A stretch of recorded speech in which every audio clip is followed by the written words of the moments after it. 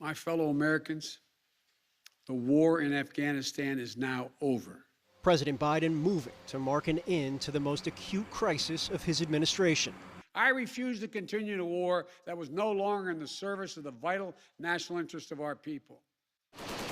As the country, after 2 decades, thousands of lives and trillions of dollars, seeks to turn the page on America's longest war. I was not going to extend this forever war, and I was not extending a forever exit.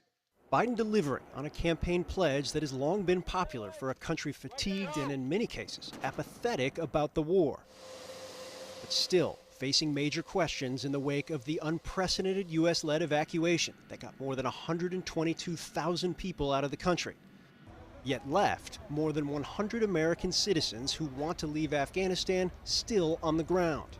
Biden making a point of noting the support he had across the administration and military to leave by the deadline.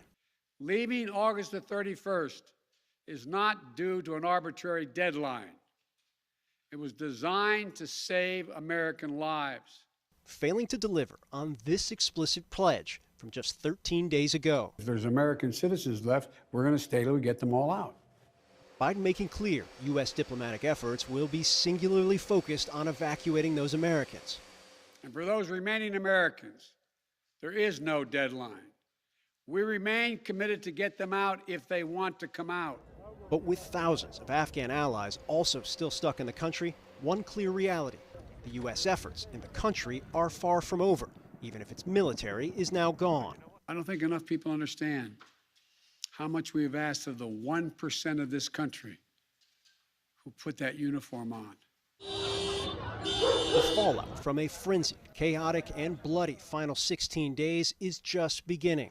Congressional hearings and probes slated for the coming weeks on a withdrawal that has drawn sharp criticism from both parties. The administration has pledged to launch its own internal review. Biden even facing blowback from some of the families of service members killed by a suicide attack during the evacuation efforts. He talked a bit more about his own son than he did my son, and that didn't sit well with me. The White House declining to respond to critical comments from family members. But Biden saying the 13 servicemen and women who died would never be forgotten. We owe them and their families a debt of gratitude we can never repay, but we should never, ever, ever forget.